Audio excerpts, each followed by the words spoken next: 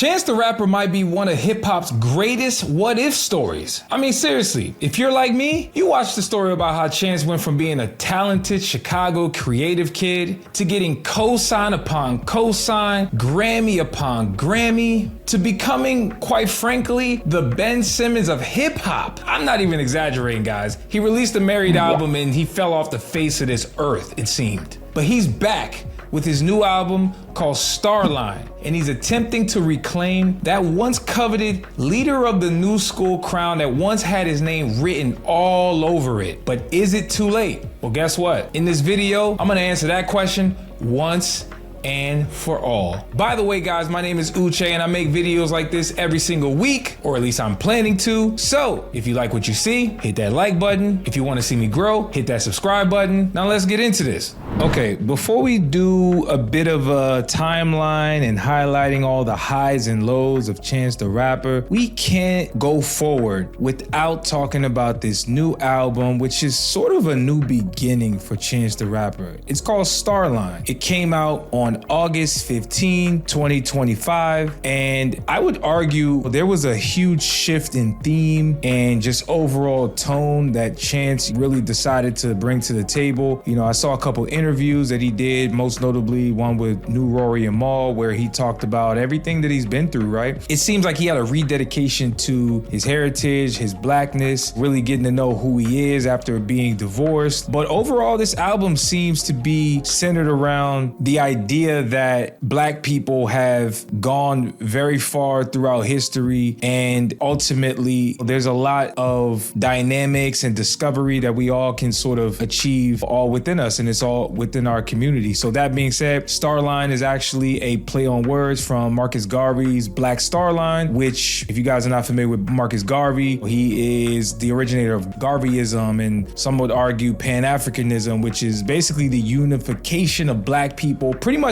around the universe. And so that's sort of what Chance is on with this new album, and I really like it. You know, you got popular songs like The Highs and Lows featuring Joey Badass. You know, you got Tree featuring Lil Wayne and Smino, which I really love. Then you got Speed of Love, which is the outro featuring Jasmine Sullivan. And then of course, I gotta mention Back to the Go, because anytime Chance links up with Vic Mensa, I really feel like they push each other's artistic ability. You know, this album really featured a lot of familiar names that Chance has had over the years. And I think that from what I can see, the early reception from fans is that, man, Chance really came back. He's making some of the best music he's ever made. I would even argue, you look at some of the more critical receptions, check out Ratings Game Music, where they gave the album a 79 score, which is pretty much an 8 out of 10. And so, I mean, if we're going based on the early fan reception on social media, it's pretty positive. Then you get to the overall critical reception from publications, that's pretty positive. I think Chance is really getting in his bag with this new album, and I'm curious to know what you guys think, so let me know in the comments. All right, let's talk about the ascension of the Golden Boy, also known as Chance the Rapper. Now I ain't talking about Oscar De La Hoya. Anyway, he released his 10-day EP, or mixtape, if you will, on April 3rd, 2012. And that project was really featured and surrounded around like his high school days. You know, I feel like that adolescent era that we all as once adolescents can all relate to. You know, Chance really got into his experimental bag. There were songs like Hey Ma featuring Lil K and Peter Cottontail. We also had songs like Prom Night. We had songs like Brain Cells. But I thought this was a real interesting collection of songs. I don't think this was anywhere near the best music Chance has ever put out, but I will say 10 Day was a very dope building block project that was really centered around the idea of being suspended for 10 days. Shoot, I'm almost certain that's the story behind this project. And then we move into Acid Rap, which came out April 30th, 2013. And this saw much more of an experimental side of Chance the Rapper. I have to say that. This saw him bombarding our eardrums with the ad-lib. Yo, if you want to be disturbed emotionally and spiritually, go listen to Acid Rap, because it's almost like he went OD with the ad-libs. I think that's me digressing, but overall, I like the project. I thought it was pretty dope, man. Like, he had songs like Cocoa Butter Kisses with Vic Mensa. He had Lost featuring No Name, which was one of my standouts from the project. And then you got Everybody's Somebody featuring BJ Chicago Kid and Saba, which I really liked as well. You know, it really told the story about how everyone is someone to somebody. everybody, right? Which I think Chance's gospel, spiritual, but also like junky element really painted an interesting juxtaposition, and it almost pulled on each other's heartstrings to create this dope balance of a project that I think really came to life on acid rap. And of course, you know, if we're talking about the notoriety that it got, this mixtape was actually nominated in the 2013 BET Hip Hop Awards. It actually received the accolade for that nomination. But then we move on to Coloring Book, which I think is the album that everybody knows. And I keep saying albums, but they're truly mixtapes because that's how he technically classified them. This one came out May 13th, 2016. And I feel like this is the height of Chance the Rapper.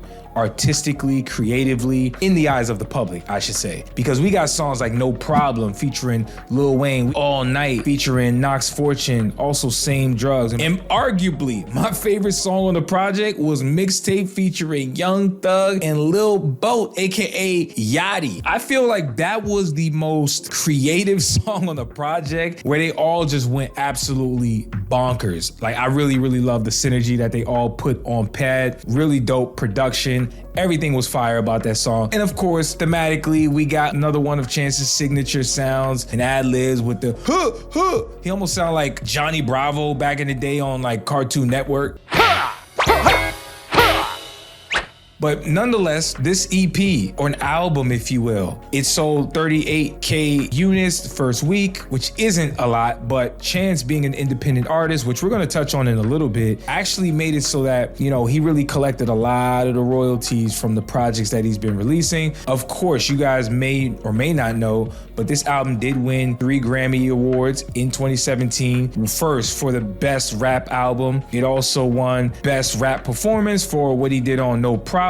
And of course, it took home award after award at the BET Awards in 2016. So I thought Chance overall, he had a really strong build-up, but of course, we gotta get into his independent grind. Now, if you leave this to people like Joe Budden and other critics of Chance throughout the years, there's no way they believe Chance the Rapper could have been independent because of all the visibility that he was getting. He was able to stand next to Kanye, Khaled, Bieber, be at the Grammys, like get so many opportunities and so many looks that an independent artist would kill for. But somehow, some way, Chance was there. And so there's always been that speculation that he was indie, but on numerous occasions over the years, he and his team came out and essentially confirmed that they're independent. It has to be noted that one of the things that Chance has been really adamant on is remaining independent, retaining his masters, and essentially not tying his music to one particular platform.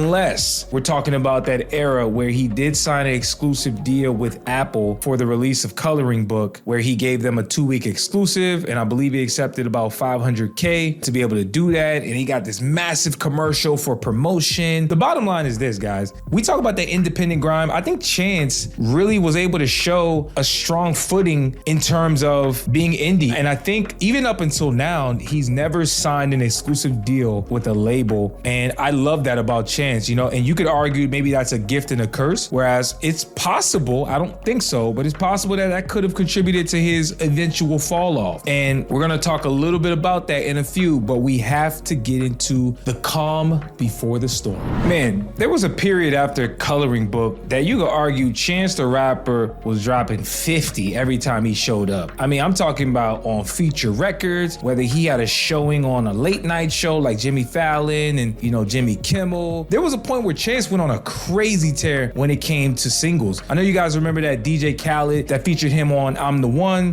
which had Justin Bieber, Quavo as well on it. Also Lil Wayne, but that was a massive hit. He also was on the song Living Single with Big Sean and Jeremiah. That was huge. He was on that song Holy featuring Justin Bieber. That is probably both of these guys' biggest songs still to this date. You talk about that gospel, godly angle. There's an era that Justin was not a bad boy, if you will, and that's no pun intended. I ain't talking about Diddy. But now he has this bad boy image, but Justin was wholesome at a certain point. So that song Holy really worked for both of these guys, and it exploded both of their career. Chance was on the song called May I Have This Dance with Francis and the Lights. That was a huge song as well. And of course, No Brainer, man. Like, this is the era of DJ Khaled where Khaled was just getting all the big names and all the songs were hits. So shout out to all the guys who was able to use Chance the Rapper's sauce, across an aura because trust me, Chance was making a lot of these songs go because he had the Midas touch at this point. And of course, his personal life, Chance was able to get married, you know, he started having kids, and boy,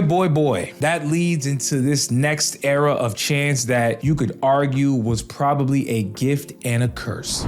Fasten your seatbelts, strap in. We gotta have a real conversation about Chance the Rapper's highly anticipated debut album I might add, called The Big Day, which released July 26, 2019. And it had popular songs like We Go High, Handsome, featuring Meg Thee Stallion, also Slide Around featuring Lil Durk and Nicki Minaj. It's very easy to just say, oh, this album was trash. He got mocked, right? At the end of the day, we gotta talk objectively, right? And I gotta ask you guys a question. This is individually. Was the music on this album trash, or were you guys more upset that Chance was rubbing it in our faces that he was married and it came across inauthentic? These two things are separate in my opinion, because for me, I went back and I listened to this album several times, and it's not a bad album, guys. It's not. Musically, it's arguably an elevation from what he was doing on Coloring Book. It had a lot of, obviously, gospel influences. It definitely showed a more positive light to Chance the Rapper and, you know,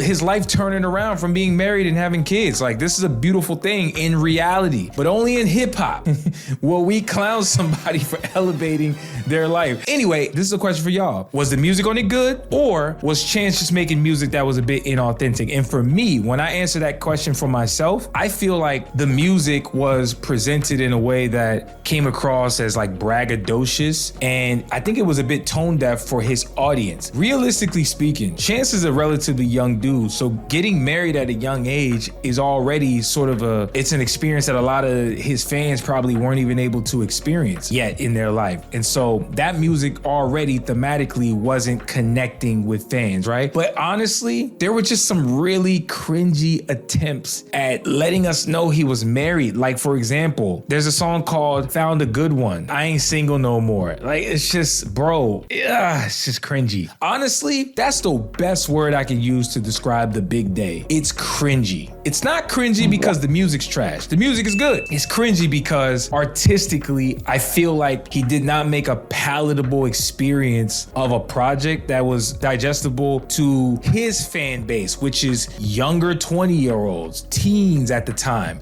They don't know what you're talking about. And so I think that's the artistic choice and integrity that a lot of artists have to make. And it's like, hey, do I choose to tell the real story about who I am and the life I'm living, even if it doesn't connect with my fans, or do I cater towards what I think they want from me? I don't think there's any easy answer here. It's kind of up to the artist. But honestly, this album was a huge misstep in Chance's career, which I'm sure you guys know. It saw Chance having to cancel The Big Day tour for low ticket sales, and ultimately he basically said, yo, I'm gonna spend time with family. You know, I feel like that was a very, very devastating time for Chance, and we all as fans had nothing better to do at that time up until now but to chew this guy a new one, right? I want to know, guys, have you actually heard this album? Let me know in the comments. All in all, guys, I think you can say whatever you want about Chance the Rapper, good or bad, but one thing that's undeniable is he's one of the most talented rappers that hip hop has ever seen, in my opinion. We're talking about a guy who has melody, who can sing, can get on virtually every style of production and blend and really infiltrate it in a way like not many artists can actually do. When we talk about this new album called Starline, I have to say this for the record. Chance the Rapper is as good as he's ever been. He's making the best music he's ever made, and it proves it just throughout the new album, man. Like, and it actually sucks. I don't feel like the platform that Chance once had is going to receive his best music in the light that I think it deserves. And so it sucks. But hey, the numbers aren't in, at least by the time I'm making this video. I have no idea what the first week sales are. And to be honest with you, I don't care, because I'm gonna tell you, Chance is one of them dudes that people are gonna say fell off no matter what because of how anticlimactic The Big Day was. But what do you guys think?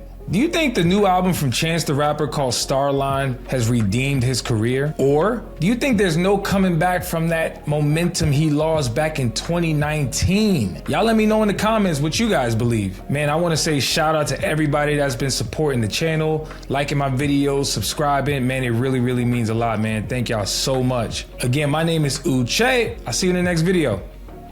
Peace.